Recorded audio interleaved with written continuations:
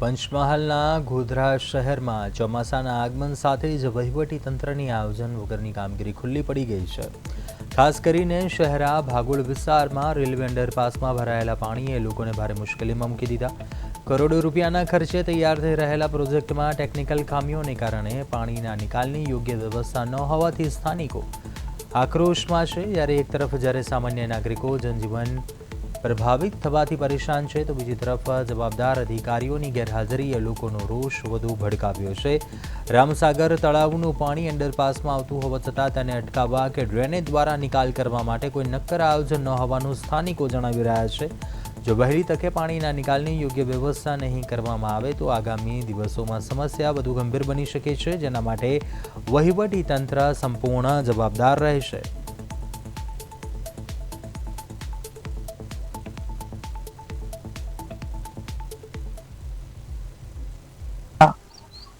ITI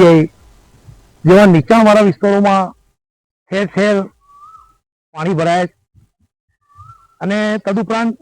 Godhra શહેરની મધ્યમાં Delhi Mumbai LC4 મુખ્ય રેલવે ટ્રેક પર આવેલું શહેરા ભાગોળ રેલવે અંડરપાસનું કામ 1 કરોડ રૂપિયાના ખર્ચે જે ચાલી રહ્યું છે, એ અંડરપાસમાં પણ પ્રથમ વરસાદમાં જ જો આવી રીતે કાલે દુકાનમાં પાણી ભરાઈ ગયું છે ને કોઈ પણ જાતના કોઈ પણ વ્યક્તિઓ આ દેખવા પણ નથી આવ્યા કે આ અંડરબ્રિજની કેવી હાલત છે ને કોન્ટ્રાક્ટરે બી કેવું કામ કરેલું છે, હલકી ગુણવત્તાવાળું કામ કર્યું છે કે પાણી ભરાઈ ગયેલું છે ને સ્થાનિક વેપારીઓને સ્થાનિક રહીશોમાં ભારે રોષ જોવા મળ્યો છે કે આ તાત્કાલિક ધોરણે કે એનું નિકાલ કરવામાં આવે, પાણીનું નગરપાલિકા દ્વારા કે RMB દ્વારા નિકાલ નહીં કરવામાં આવે તો ઉગ્રથી ઉગ્ર આંદોલન કરીશું તેની જવાબ। પંચમહાલ જિલ્લાના ગોધરા શહેરમાં ગત રાત્રિએ અવિરત વરસાદના પગલે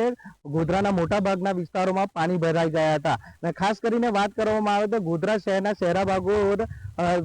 પાસે અંડરપાસ બ્રિજની કામગીરી ચાલી રહી છે। ત્યારે પ્રથમ વરસાદમાં જ અંડરપાસ પાણીમાં ગરકાવ થવાના કારણે અહીંના સ્થાનિક વેપારીઓ અને સ્થાનિક લોકોમાં ભારે રોષ જોવા મળ્યો છે અને આ લોકો એવું કહેવા માંગે છે સ્થાનિક લોકો કે આગામી